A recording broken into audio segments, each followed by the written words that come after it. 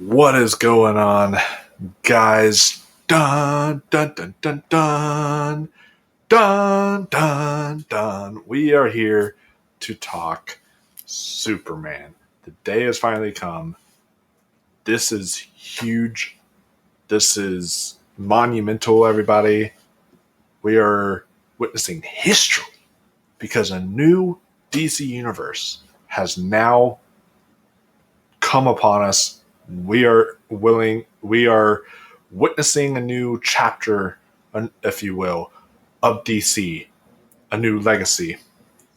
Kind of wish they would have stuck with the Superman Legacy title because of that, but that's besides the point. This is our review of the first film as a part of this new universe, and I'm not doing it alone.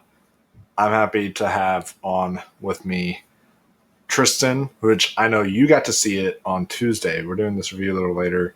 I know you got to see it on Tuesday. I just got to see it tonight on Thursday night. I wasn't able to make it to screening, so happy you're able to join me.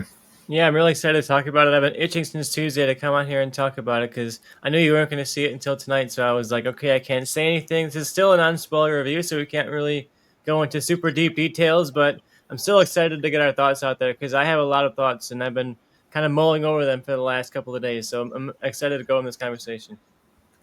Oh, yeah, same. And of course, y'all just saw him on the channel earlier when we did our TV show rankings. He also got to see it on Tuesday. Ari, welcome back.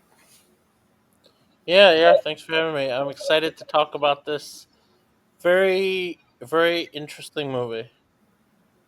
Yeah, very interesting to say the least. So basically, how this is going to work is we will discuss our pros, our cons, and we'll just go in order on like stuff we want to talk about. And then overall, I mean, if we want to add a rating, we can. I don't really do rating systems yet. But we can, share our conclusive thoughts on it by the end of the video. So I guess since y'all are anxious to know what I think, I will start. First off, I will give my general thoughts on the film before I go into like the pros and the cons aspect.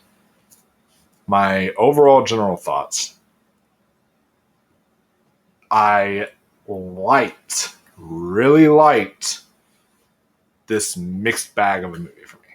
So that's the best way I can describe it, because there are parts of this movie that I really thought, yes, they understood the assignment.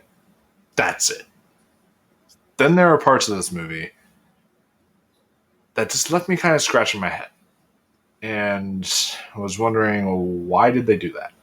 And certain other parts of the movie that I'm not going to get into. I was okay with this with the Batman. And I'm allowed to mention this because I think James Gunn even mentioned it in interviews and such like that. So we already kind of knew this, is that this is 3 years into him being Superman when the film basically starts. And I'm perfectly fine with that. Perfectly fine. If this is already like a middle chapter of a universe. But this is supposed to be the start. This is supposed to be basically the first thing that we're being introduced to. And I'm not saying I necessarily need another origin story, but it literally just throws you in there, expecting you to have been with this character for a long time. And to me, I felt like for a first film in this new universe, that was not really the smartest choice, in my opinion. Yeah, I agree with that. I think there's got to be a middle ground. You don't have to do a complete origin, but I agree. I don't think it worked that they just throw you in here. There's got to be somewhere in between doing complete origin and what they did. Yeah. No, I'm completely with you on that, because it worked for the Batman, but again, the Batman was something that was an Elseworld story where you didn't need to. That wasn't connected to anything in the DCU. So So I was fine with just throwing us into Batman. But here, this is a universe. And I didn't feel like it was a great start. Like, I will say that about Man of Steel. Man of Steel at least feels like a great start to a universe. Even though that universe may have fallen apart at some point, it felt like a great start. And I think that it works in the Batman because it actually introduces you to those characters. It lets you know this is the Penguin. Like yeah. this, here it feels like I don't really know who Guy Gardner or Hawkgirl. I don't know who any of those people really are. Yeah, I thought I was going to start talking, and again, I guess I'll bring up my points to this, because I actually really love the fact that it just throws us in, because I think that's something that's great about this movie. It doesn't really set anything up. It just kind of says, here's a day in the life of Superman doing his thing. It's not his first mission. It's not even probably his biggest mission. It's just him doing his thing in his life while it's going on. And I kind of like that a character in some other movie that would just be, oh, here's Nathan Fillion. He's playing some kind of military guy, or he's playing some kind of goon guy. They're like, no, let's not have him play a goon guy. Let's have him play Green Lantern. Let's not have her play some random military leader. Let's have her play Hawkgirl. Like, I love that James Gunn fills all these tertiary roles that could just be some guy with like B and C or even A tier characters. They don't all have to have arcs, but they're all just here to have like one or two cool scenes, because not every character in the movie has arcs. Like, you don't expect to see like every goon have an arc, but every goon has one or two cool moments. And I feel like rather than having a goon in this, you have like a superhero. And I think that makes this universe feel very, very alive. And rather than this being like, here's Clark Kent's story doing a Clark Kent thing, it's like, here is a whole DC universe that's filled with people that are part of Clark Kent's life. He will interact with Green Lantern like he interacts with a coworker he doesn't really like. I really enjoyed that aspect of this movie, that it feels so alive and so full of characters. But you still, you still have to you still have to let me know who that person is and what the dynamic is. Like, I like that. I don't dislike that in concept. I just don't think. I just don't think the way they did it worked. You still got to let me know who this person is. And I think it lets us know everything we have to know about all these characters. Like, in one scene, you know exactly who Guy Gardner is and how he interacts with Clark Kent, how he interacts with his team. He's very arrogant. Nathan Fillion has like this physicality to the role. He's like always chewing gum, doesn't seem like he cares what he's doing. And I feel like he brings so much to that role where you don't need to get an origin story. All you need to get is like one scene of him doing the Green Lantern middle finger to somebody, and you're like, oh, that's exactly who this character is. I know everything I gotta know about this guy in this one scene. So yeah, to me that really worked out. And need to get, like, what do you have to get explained about a guy? He has the Green Lantern powers, he's Green Lantern, that's all you really got to know right now. This is part one of a larger story. If this was Green Lantern's movie, I'd want to know more about Green Lantern. But like I said, he just kind of feels like one of Clark Kent's coworkers in the same way that Jimmy Olsen does, or Perry White, and then on the other side of his life is Green Lantern and Hawkgirl and Mr. Terrific. I felt exactly that way about how they did it, like in the Batman, but it just didn't quite work for me here. The actors are good. The one that I really thought was like could have used some more was Hawkgirl. She really just feels like she's in the background. I think her, and I don't remember her name, the technician, Lex Luthor's the engineer. They were there for eye candy, and that's basically. I think she was worse than Hawkgirl. At least Hawkgirl had like some stuff. I thought the action, there's one scene that she has one good action sequence. It's the one in the trailer when Lex Luthor is walking through the Fortress of Solitude, and you see, like, that's a moment I really liked ever since I saw it in the trailer. Is Lex Luthor is walking through, there's all these robots with blades coming at him, and then it comes like an inch away from him, and he doesn't even flinch. That's like, that's perfect Lex Luthor. Like, that's completely something, like, he has just arrogance to him. Like, he thinks he's perfect and invincible. Nicholas Hoult was, he was fucking great as Lex Luthor. I thought he did a really good job. And some more pros of the film that I would say too is that I think David Cornsweet, excellent Superman. Really embodies what we know from the comics of the character, which I really liked and appreciated. I think Rachel Brosnahan as Lois Lane, perfect casting. They had great chemistry together. I think that there's a lot of good stuff here. I wish we could have seen a little bit more from their parents, but their parents are his parents are still good. And Mr. Terrific was maybe my favorite part. He was absolutely terrific. Kind of stole the movie and every scene he was in. Crypto's fun. The whole batch of characters are really fun here. I will say, on the con side of things, I do think that there was too many characters. I think that they could have. I get it that this is a universe that they're building up, but this is the first film in your universe. The MCU gave us Iron Man first, right? And it wasn't supposed to be Iron Man plus Rhodes plus this person plus this person plus this person plus this person. It wasn't Iron Man and Friends. It was Iron Man.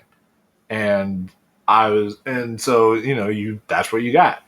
And Superman is basically Superman and Friends, because there's a lot of characters in this movie. And I felt like you could have done without a few of them, especially he's in the trailer, but that alien guy that Metamorpho? That Superman was, yeah, Morpho. Yeah, Anthony Carrigan. He's a character I felt like you kind of could have had that be somebody else. You didn't necessarily have to have him in the movie, or there's just a lot of. That's another part of, and I mean you can criticize this, but that's another part of James Gunn is introducing us to his DC universe, and clearly that character will show up somewhere else again. Yeah, that's clearly the reason why he's in the movie. Yeah, I get that, and but Tristan, you haven't really gotten to say your piece on this film yet, so I want to hear from you what some of your kind of pros and cons are that you would say so far. Yeah, I'll talk about a pro that we haven't somehow mentioned yet is David Cornsweet Superman. I thought he was great. I think he's probably my favorite Superman, honestly. He captures such a wide range of this character. I think he has something that a lot of the previous Supermans haven't had, is like an actual humanity. He feels like an actual character. He doesn't feel like some hokey, larger-than-life version of a character, kind of like Christopher Reeve does. He doesn't feel like this stoic myth thing like Henry Cavill is doing. He feels like an actual guy who's trying to do his best, but is also making mistakes. He's prone to anger. He's prone to, making choices without really thinking about the consequences of their actions. And I think that's how you humanize Superman, right? When you talk about the struggles of making a Superman movie through all these years, whether it was Man of Steel, whether it was Christopher Reeve, whether it was Superman Returns, how do you make someone who literally can't lose relatable? How do you make someone who can't die, who can't be hurt? How do you make him fail? And I think this movie shows that you make him fail by exploiting the things that make him a hero. You see, he will save somebody even to a fault, so you exploit his desire to save. And I think that's what makes David Cornsweet Superman so great, is he's saving people and saving lives is his first inclination. He literally will save a squirrel crossing the road. He literally will save a cat out of a tree, and he'll try and do all that to save any life. No one dies in his world, and I know that feels impossible, and it is impossible because you can't be in all places at once, but he genuinely feels like somebody who wants to be, and I think that's a great part about his Superman. He feels aspirational, but he also feels human and relatable and flawed in a lot of those ways that to me just makes him by a mile the best version of this character. Yeah, I have to let it sit before I say he's the best version of the character, because I do really love Henry Cavill a lot. I liked what they did with him. I thought they added a humanity to Henry Cavill as well. I will say that Christopher Reeve is always iconic, of course, has that staple of what we know Superman to be. But yeah, David Cornsweet, if you're a comic fan, he is straight up out of the comics of Superman. And I think I gotta see some more of his Clark Kent before being a judge of his Clark Kent. Yeah, that's one of my negatives for sure. Is there's just a lack of Clark Kent, not just lack of Clark Kent, but just a lack of Clark and Lois together as well. Like we start the movie Yeah, off in a really interesting place with their relationship, where they're having kind of some issues. They're not breaking up, but they've only been together for a few months, and they're at that point where they're like, okay, is this going to be a relationship for life, or is this just kind of a thing we had for a while that was fun, but it's not going anywhere? And I feel like anybody who's been in a relationship long term has had that moment in their life where they're making that decision of like, okay, is this somebody I really, really want to be with? And we enter their relationship at that point. They've only been together for a bit, but they're at that point where they're deciding what they like their lives to be. And it doesn't really evolve from there. Not to spoil anything, but there's not much to spoil. Nothing really changes with their relationship. It just kind yeah, of is where it started. And I would have liked to see them explore that part a little yeah. more. I think we maybe should have had like one more scene with them, like another Daily Planet scene or something. But wait, Michael, you didn't have in your Sure. positives. You didn't have in your positives your the John Murphy and David Fleming's score. Did you dislike the score? So I didn't dislike the score. I thought it was still a solid score. Like it's not bad by any means. I just I guess when compared to all the Superman scores that we have had so far, and I'm not trying to say, oh, Snyder fanboy. I'm not trying to be like that with everything, but it's not just the Man of Steel score and the BVS score. I'm also talking John Williams, Christopher Reeves Superman score. That score is iconic as well. Like all of those scores work really well for Superman. This one, I just felt like, I don't know, recycling the Christopher Reeves score to me. I get it. It has the nostalgia. It brings people back into the mood of and the vein of Superman, but I feel like they it was a little forgettable. Yeah, and it It's was a interesting good. because not only did they repeat the theme from the original score, but it also feels like they repeat themselves throughout the movie. It feels like they go back to the same kind of couple motifs like a lot, and it doesn't necessarily feel like they're establishing like a Lois theme or a love theme or a Metropolis theme. It's just kind of like here's a Superman theme, and it plays in like almost every Yeah, moment, and I there's not a mean, lot of and variety. they and they do have their own, not necessarily. I guess you can't call it an original theme because it's part of the Reeves theme, but they do have a new, their own rendition of it plays when he's flying.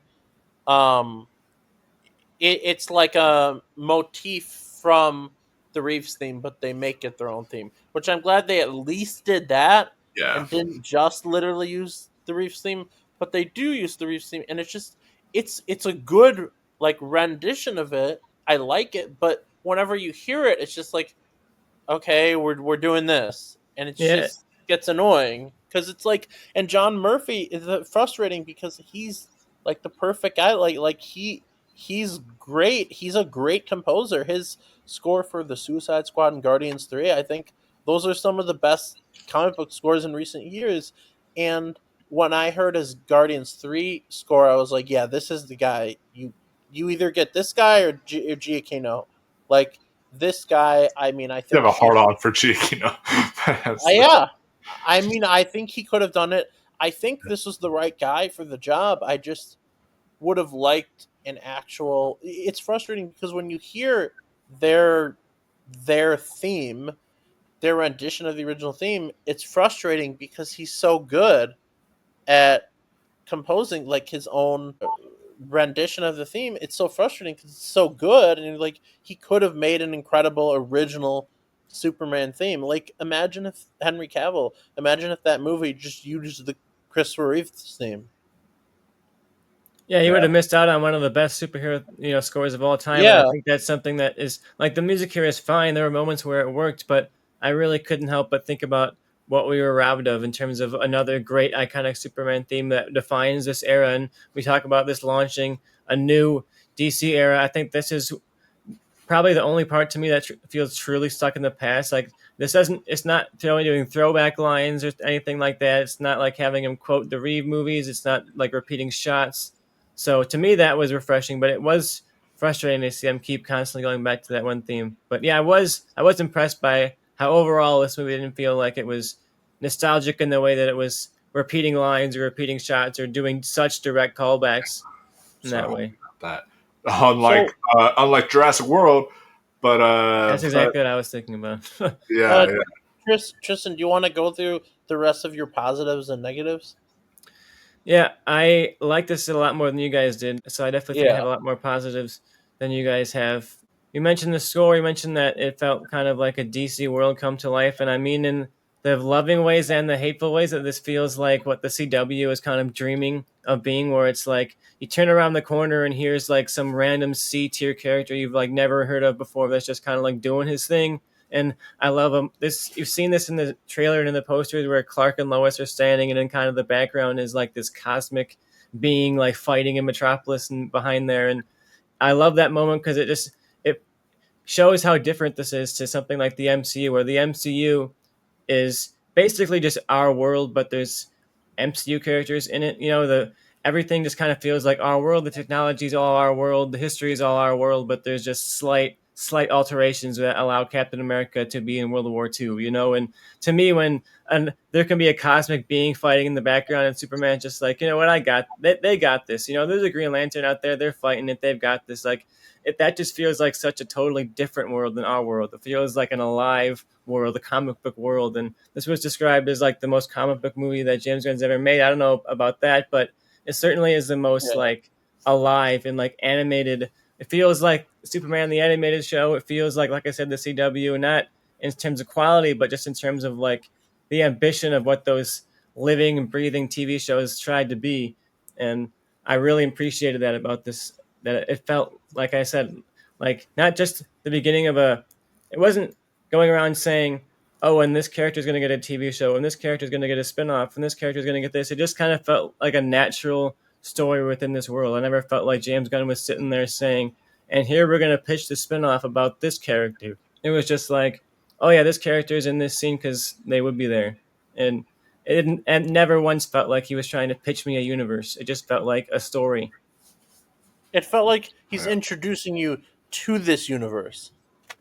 Yeah, it feels like this genre often gets caught up in like we got to set up everything in this one movie, and we've got to have like the tease of the Disney Plus show, and then we got to have a tease of the Hulk movie. And this has tease in it, but it's never really stopping and pointing at it. Like there's cameos that I didn't expect to see. There's little tiny references to other shows and other movies I wasn't really thinking were going to be here, but it never once felt like, oh, you don't know who this person is, you don't know what's going on. It felt like you're just thrown into this with everybody else, and if you're a little bit confused of who this guy is, like everybody else is who, and you'll figure it out as you kind of go along of who this guy is and what his relationship is to Clark and that kind of stuff. And I would absolutely love a tease for a Hulk movie.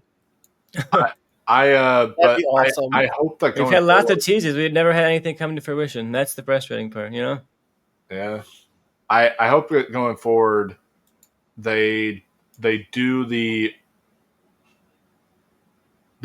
opposite of what the MCU's been doing, which is instead of giving us quantity over quality, I hope that they do the reversal effect and say, let's focus on quality because of how DC's been doing lately and not focus on the quantity. We don't need all these TV shows. We don't need all these movies. We don't need all this to connect to each other all at once immediately. Let's just focus on making good movies. And then maybe down the road we can start adding more stuff as it goes on. So And speaking of Superman, we do have a little piece of hope right now. Apparently, Superman had the best opening Thursday of James Gunn's career at 22 million, which did count the Tuesday, but still. And Guardians 3 was his highest, which was 17. So there's hope.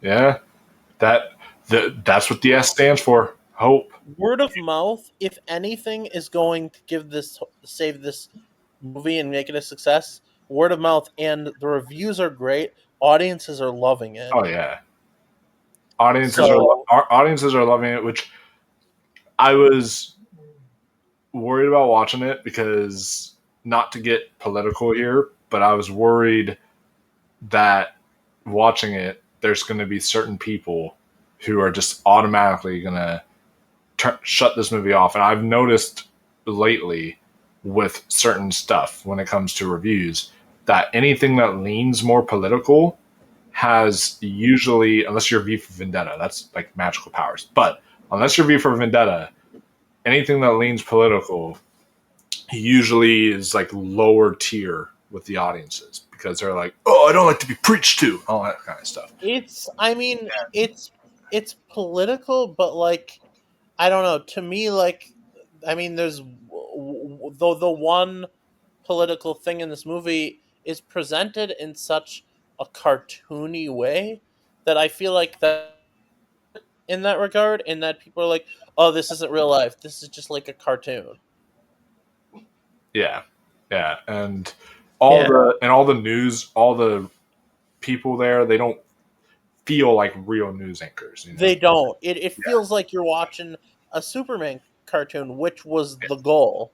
Yeah, that's how it's supposed to be. So Yeah, I like I that it think kind of that feels larger than life, even in this sense of like, yeah, those political faces don't quite feel like real life, but you can tell what they're going for when they go for it. And I appreciate that this movie didn't shy away from politics. And you mentioned that right now more than ever, it feels like political movies tend to underperform. And I'm sure there was pressure from the studio to make this like as apolitical as humanly possible. And he did not do that. Like he goes for politics in several versions of several like elements of this story, not just in what's literally happening in terms of a war in another country and whether or not we should be involved in it or not, like at a core question of the story. But I think there's also themes in terms of how the characters develop that feel very politically charged as well. So when we do our spoiler review, I do definitely want to examine sort of the political stances of this movie and what how we feel about that, because that was something we was definitely trying to talk about, but I don't want to go into detail on it to not give away how what things like wrap up. let's hear the rest of your positives and negatives, and then I can give mine for who? for Tristan. Do you have any more positives and negatives? One, we talked a little bit about Lex, but I want to talk about how I think Lex is a little bit unpresent in this narrative. Like he's there, but I almost felt like, oh, is Nicholas Holt on set for a few days, because it feels like his presence in the plot's kind of limited. It's only in like a few locations, and it seems like he's pretty much one note for like the entirety of this movie. But I do appreciate that he just feels like a hater. Like his motivation is just like, I hate this guy. I was like, you know what? I like that. He doesn't even need to have some kind of crazy motivation. He's just like, yeah, I just that guy. I just hate that guy. Well, I felt like that was a great core motivation to the character. I think I like that because I think that's the idea. I think that's the point of Lex Luthor. He's just a guy who's just full of hatred. Like, yeah, he has his business ventures and everything, but that's before Superman exists. Before Superman exists, he's just like Elon Musk. But once Superman comes in, his one goal is to destroy Superman. Yeah, and yeah, I felt like I still need to see more from Nicholas Holt first. How much of Superman and Lois have you seen, Michael? I watched like at least I know I watched the whole first season, and I watched I think I watched some of the second season. I don't think I definitely watched the entire series before like the Superman sequel or whatever, because they do Lex Luthor in the final season, and it's great. I mean, you could really watch. I haven't seen Smallville, but I feel like from what I know, you could watch Superman and Lois after, and pretend like this is the same Superman, because it does feel like they're showing that it takes place in Smallville. It's a very interesting show because it brings Superman back to Smallville later in his life. Well, that actor from Superman and Lois, we were talking about how David Cornsweet embodies the character the most, how he's like the best version of Superman. For me, so far, the one that embodies the character the most is the guy from Superman and Lois. He's great. Taylor or something, right? Tyler Hoechlin, and he Hoechlin does the earnestness so well. He doesn't really have the goofy Boy Scout aspect, but I will say I think he's a better version of Henry Cavill's, where he is more serious. They don't do the goofy silliness. Like, they have comic book characters in there, but Yeah. it's very self-serious. But I think it works, and I just think it really is a better version of Henry Cavill's, and even like the suit, like his suit, it looks very similar to Henry Cavill. But I think if you're a Superman fan, you gotta watch that show. Oh yeah, and here's the thing. I've always said to me that Superman, in my opinion, he is a campy character, but he's not a goofy character, in my opinion. In the sense of, I feel like, and as a kid, I used to. It's funny. I used to think he was a dork. I was like, why does this man wear his underpants over his costume? I don't get him, all that stuff. But then once I watched Man of Steel and actually started getting more invested in the Superman comics, I became a fan because of that movie. But yeah, then really exploring it further, I realized that he's a campy character because of all of his catchphrases, all this stuff like that. But he's not goofy in the sense of just jokey, like constantly. Like, he still is the leader of the Justice League. You buy him as the leader of the Justice League, and he's there to, Yeah. fly with everyone. And so Like, he has he has that stoicness to him still. I think the goofy one in the Justice League is really Green Lantern. Yeah, basically.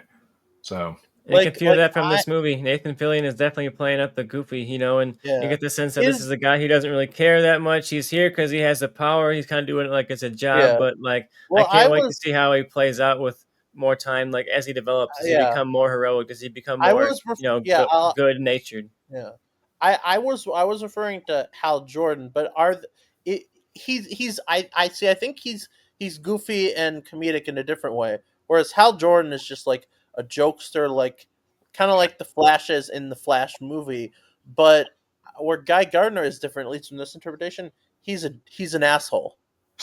But then you have John Stewart, who's entirely different. John Stewart's like far off from all of that. Yeah, I'm not really I don't really know much about John Stewart, but I will next year.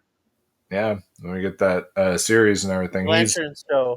John Stewart's actually my favorite Green Lantern. Just FYI. So if you guys are done with the rundown of your positives and negatives, I'll start with mine. Yeah. Do your part. Yeah. I think what I liked about this movie is it does actually feel like a movie that's not afraid to feel comic booky. Like, it's not afraid of, we have the Justice Society, the Justice Gang. Whereas that's my problem with like a good amount of the MCU. It feels like it's afraid to feel like comic book. Like the Daredevil show, I like it, and I'd have no problem with it being self-serious, but it feels like if that show is frustrating because it feels like it's trying to be comic booky, but it's also afraid to. But just and there's a lot of MCU that's like that.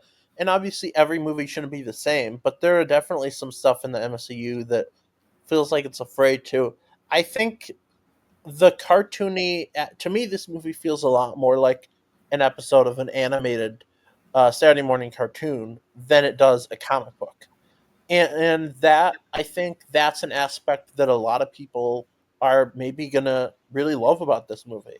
And, if you have kids, like if I was 12 or 13 when this came out, this would probably be my favorite movie of all time. Like, this is the perfect, like, if you're 13 and this is your introduction to Superman. I did want to mention real quick, though. So the person I saw this with, they had a criticism coming out of this movie saying, who was this movie for?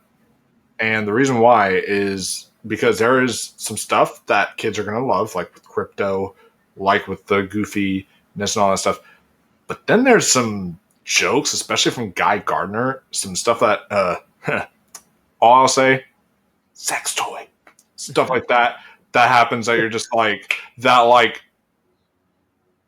okay, this is not a kid's movie anymore. So I think it's just like I think it's just like you see a lot of movies that like it is for kids, but then you have a few adult jokes thrown in there. I think it's just like that. Yeah, we tend to think kids are so pure and you could never possibly laugh at an adult joke. But when you watch something like South Park, what really strikes you is like that's how kids that age talk. Like kids are swearing. Kids know what sex toys are. Like, I promise you, not protecting your child from porn. They've watched it. They know what it is. Come on, like this is PG-13. Like kids can watch this, but like it's got that like the guy and I'm gonna be honest. Like when I shared when that part was in the trailer or whatever, Tristan was like, "Oh God, this is gonna be so insufferable." But I'm gonna be honest. I really like the middle finger. The Oh yeah, that's so indicative of his character. He's a cocky. He's an asshole, and I think Nathan Fillion really played that up really well. yeah. I could definitely understand anyone finding him obnoxious as hell, though. I could understand it, but that's also like intentional. Like you're supposed to be annoyed. Like that's intentional. I liked him. I think so. I liked how it felt like a cartoon. I didn't dislike that. I just there's a few moments. There's one moment specifically. Can't say anything spoilers, but there's one moment, and I feel like I don't even have to imply what it is. You'll know it when you see it. That I feel like they went too far with this cartooniness, and I guess positives are that I like that it feels like that. Like it's not afraid. Feel like a comic book. David Cornsweet is great. He really just you believe he's Superman, and they have like the one liners. I like that they have that he feels like the Boy Scout, but also he is serious for a lot of the movie, and there is a lot of Superman struggling and failing, which I like. I really like that. But yeah, he is great. Rachel Brosnahan is great as Lois Lane. She might be my favorite Lois Lane. The actress in Superman and Lois, Elizabeth Tulloch. It's either her, but she might have surpassed it. I don't know.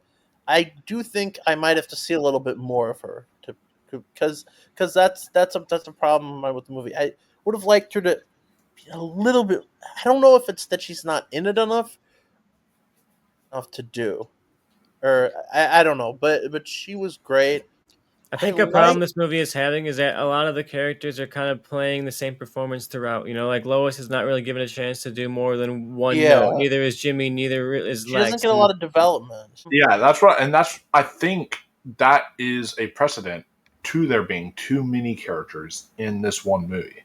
That they're trying to develop all these characters, and they can't develop all these characters because this is the first movie in your franchise, and they're trying to develop all these at once. And I felt like if you would have lessened the amount of characters, you could have had more time to develop Lois. Yeah, like Time to develop. if you took out like maybe Metamorpho or Hawkgirl, then I actually could have seen Perry White for more than like 1 minute. Yeah. So Like he's uh, he's barely in the movie. yeah, yeah. And I would have liked a little bit more time with the Daily Planet crew just in the Daily Planet interacting. we did get a great I scene would though, where they're kind of like, I don't want to spoil specifics of it, but like they're kind of bullying each other over their journalism and that kind of stuff, giving each other the yeah. type of shit you'd give your coworker. That was a great scene. I really liked that scene. And I like how they did try to make it cartoony, but I feel like Metropolis kind of just looked like a city again. And that's an issue for me. I don't like that about the Henry Cavill movies. That's an issue I have with as much as I love the Dark Knight movies. I don't like how Gotham just doesn't look like Gotham. It just looks like a city. And I think the Batman did a good job at blending the sort of realistic real world look with also making it actually look like Gotham. All But right. yeah, that's something. There are some scenes, but most of all, it really to me does not feel like they're trying to make it like a comic book. It really looks like a cartoon, which is fine. Hey, Um, DC has some great animated stuff. yeah, and I liked Jimmy. I liked Jimmy Olsen, but I don't I don't know. I'm kind of mixed on that. Can't really say what my issue is without spoiling the movie really. But I um I've got one thing to ask the both of you. So I heard a bunch of people in their early reactions. They discussed that even those who really liked it, was saying that the CGI was a bit off for them. For what sequence? Like just in Just general? in general, they just thought the CGI was like off for them. Did y'all get that or no? No, not really. No, I thought visually this was a pretty strong movie. There's parts of it that I think are visually disappointing. Like there's something that happens, and I was like, I wish they could have done this in a much more visually compelling way than they did. But other than that one thing, I think like the flight scenes all look pretty good. The fight scenes all look pretty good. I think it was really impressive. The flight, it's not like Henry Cavill flying for the first time level fighting, but like it's really great, and especially compared to Guardians 3, where I thought the flight looked kind of bad. And when I saw the flying in that movie, I was kind of concerned. I was like, "Is this what Superman's going to look like? Because if this is what it's going to look like, I'm not going to like it."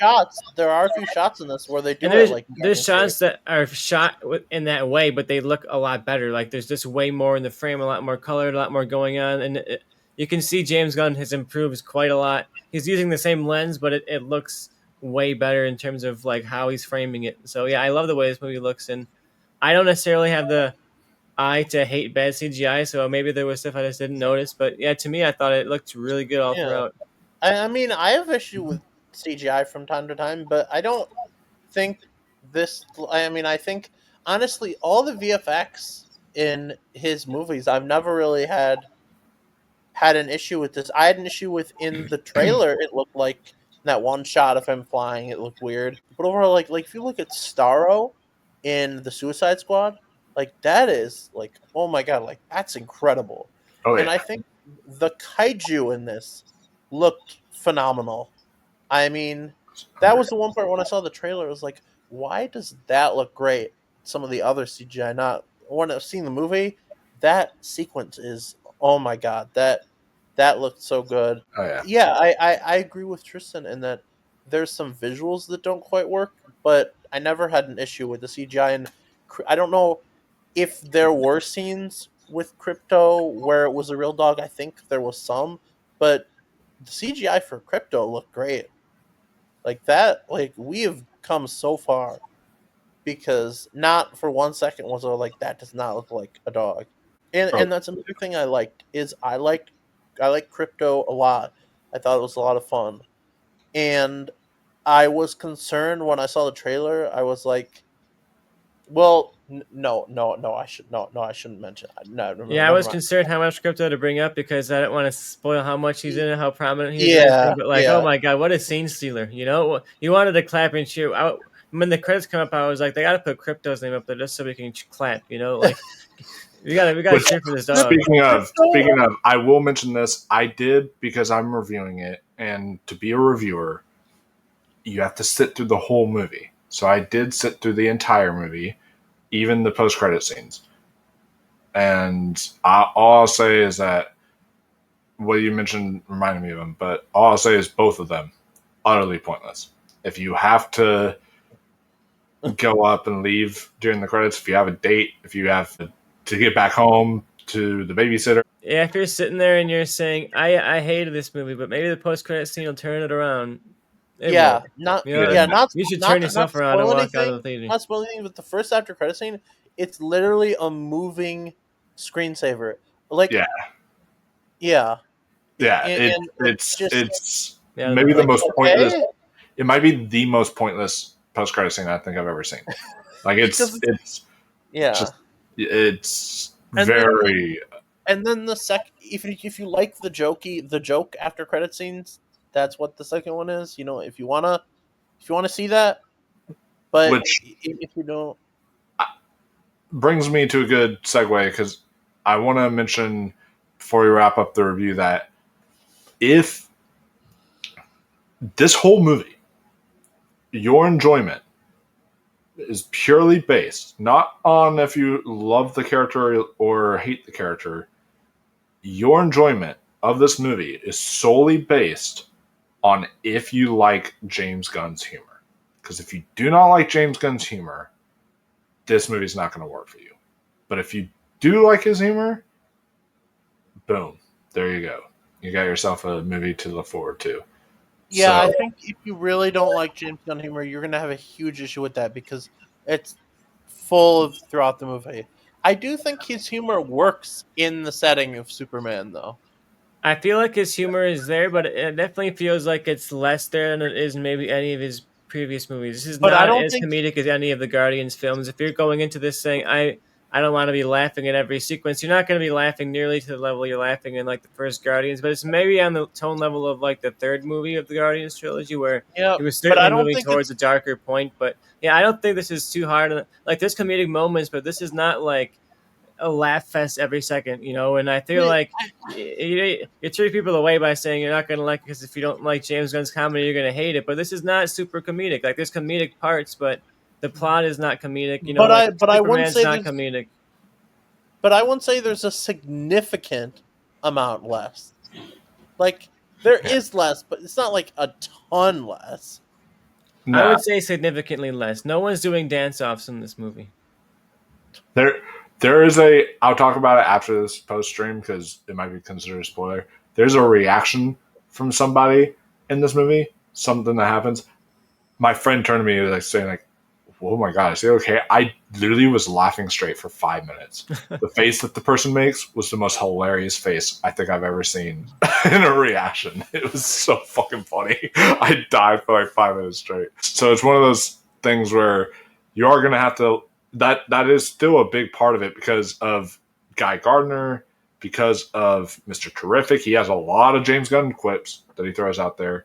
You have, even Superman. Eve Teschmacher is peak that? James Gunn comedic relief. Yeah, that maybe not my exact favorite part of the movie, but she is a standout. Like I will be getting an Eve Teschmacher shirt.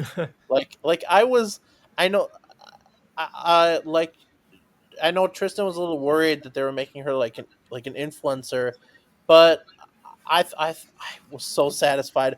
I laughed at like everything she said. When she's like just like literally taking a selfie in the middle of a kaiju battle. It's. I think it really worked, but it could have easily gone so wrong. I have mixed feelings on her because I appreciate her in the sense that, like I said, it makes the world feel alive. That she's just like, oh, here's another kaiju battle. But I also felt like it was a character that was extremely, extremely one joke. It was like, oh, here's the white girl who's on Instagram too much, and that was the entirety of the joke. Every single scene she was in, every single line she had for the entirety of the movie, every single second she was on screen, that was the joke that was happening, and it got old for me pretty quickly. She almost makes me love the movie. She was obnoxious for me, though.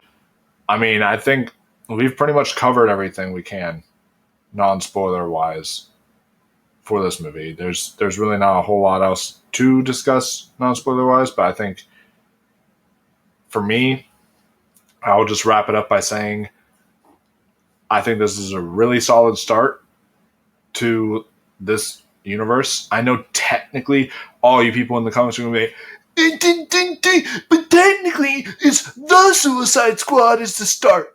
Okay, whatever, I get it.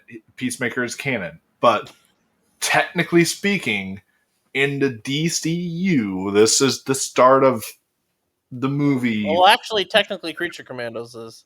I mean, but that's a TV show. I'm saying in terms of movies. I'm trying to be technical with it, all that kind of stuff. So that is, or didn't Peacemaker Season 1 come out for Creature Commandos? Yeah, but that's not, in terms of official DCU projects. I know it's canon, but it's... Yeah, well, it might be canon, but it came out in 2022. Yeah, okay. So I guess that makes sense. So Season 2... Wait, I have one more question. Will be part of DC. I have one more question before are you glad that this movie was made now and James Gunn didn't do it when he was originally offered it? Or do you would you have preferred if it was made back then? When was he originally offered it again? He was originally offered it when he first went to DC. Suicide Squad. First thing they said is, do you want to do Superman? I think it makes sense, honestly, for him to do it now. I think. Yeah. I think it would be a more structured, more competent, more well put together movie, but it also wouldn't be this big introduction to a new universe. It would be very different.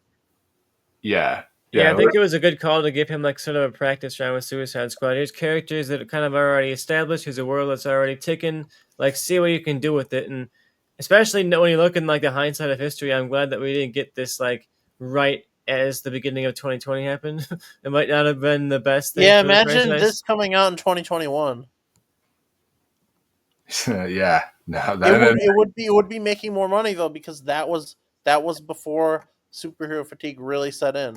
but Yeah, also this it would have been the whole day and date release thing. There's no way they would have. There's no way they would have done that for Superman. Dude, they did it for fucking Godzilla versus Kong. Yeah, but The Superman like or that is a juggernaut. Godzilla they versus would have. Kong. They would have just delayed it to the next year. And can you imagine Superman coming out the same year as the Batman? That would have been insane. it's really interesting because these movies do feel parallel, and even in my feelings on them, like I feel like the Batman similarly does a great job of creating a world I want to see more of and a character I like, but not necessarily giving me an individual story I cared that much about. And this movie has the same thing. To give up my final thoughts, like I love this thing. I really had a great time watching this. We talked about some of my flaws, but to me, the the flaws do not outweigh the pros in terms of how much I love this thing. And there's a couple of shining examples of things I didn't like, but for me, the joy of seeing David Cornsweet Superman and how fully realized he is, how dynamic he is as a character, that was just so much fun. And the DC world feels so alive. I can't wait to see more of this thing. Supergirl is a year away, and I left this thing just really, really excited to see more of this world, to see what they're going to go with that character, how different they can go with, we've seen Superman's story on this side of the planet. I wonder what Supergirl might be up to in some other side of the DC universe. And I walked out of this just with a giant smile on my face, ready to see more from not just Superman, but from like a dozen characters in this movie. I was ready to see spin-offs from 10 of them, and I haven't felt that way in a superhero movie in a really long time, and it's just been such a great relief to see DC be fully alive. And I really hope everybody sees it, and reviews have been positive, not necessarily overwhelmingly so. There's a lot of divisive elements of it, but to see people actually like enjoying Superman again, to see people clapping for moments in this movie, and it was just a great time to see Superman on the big screen and to feel hope again for this franchise and for this genre, and to just be coming out of that theater saying, man, I want to see DC movies again. I want to see all of this come to life again. Yeah. I completely agree. What about you? What's your conclusive thoughts on this, Ari? I liked it. It's not a strong like, and I didn't love it. It's definitely my least favorite James Gunn movie, honestly. And I've loved, and I mean loved, every comic book movie. I was looking at my logging today to see the last time I watched The Suicide Squad. Last time I watched it was in September of 2021. It was my 9th viewing. Wow. I saw that thing 9 times when it came out. So, and I loved Guardians 3. I mean, it's one of the most emotional I've ever gotten in any movie ever. And so I liked it, but I wish I liked it a lot more. And I'm hoping that when the next, if this is a hit, that the next DCU movie he directs, he isn't under so much pressure, and maybe that'll help him. I definitely think that if this was not the start of a universe, that it would have been a better movie, because clearly being under all that pressure influenced a lot of different things. So And I liked it, but I was not in love with it. But my problems can be fixed in a sequel. yeah. And I also have to add this. James, if you one day ever get bored on YouTube and you ever scroll across this, Oh, he's watching.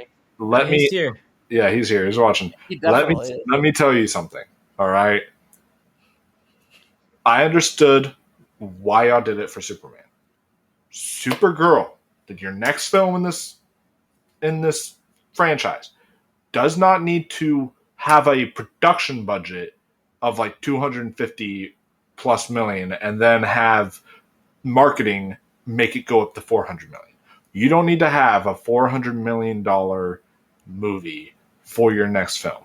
And then Clayface doesn't need to be $400 million. Well, we already know it's 40 before marketing. Which is good, but I don't know how much marketing will take it up. Please, just that will kill your universe if every single one is that high. You have to. I understand you wanted to make Superman the priority. Like, you had to get this right, so you had to make it as high as possible. I get that.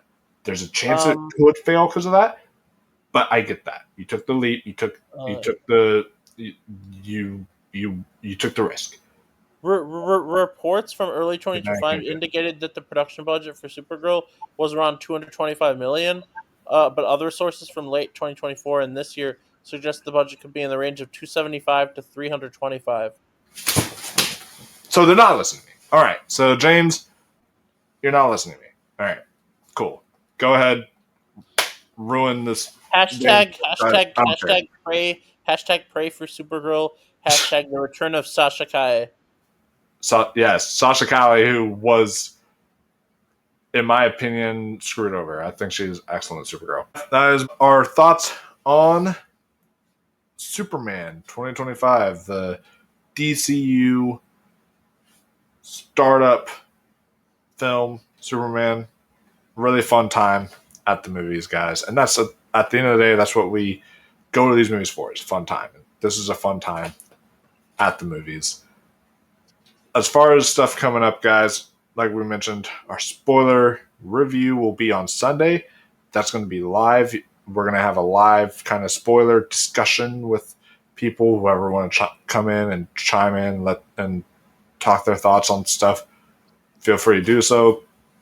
That's going to be on Sunday. And then we also, down the road, maybe this week, sometime, if we can find a day, we're going to do a Superman ranking.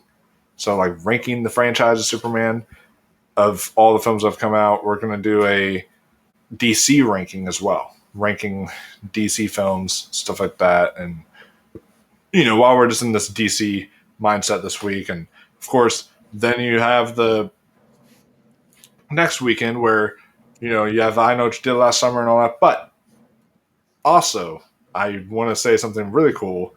So, on Saturday, Tristan gets to see Eddington early, which is really cool. He got to score some Eddington tickets there, so I won't be a part of it because I am going to be seeing it next weekend, I guess you should say. I'm going to be seeing it next weekend, so Tristan will be here to give you guys a review for Eddington, so y'all can be on the lookout for that and an early review. That'll be really nice. And yeah, a lot of other really fun stuff coming up all month long on the channel. So be on the lookout for all those and much, much more. Thank you all for tuning in. And until next time, Look up. Stay super, my friends.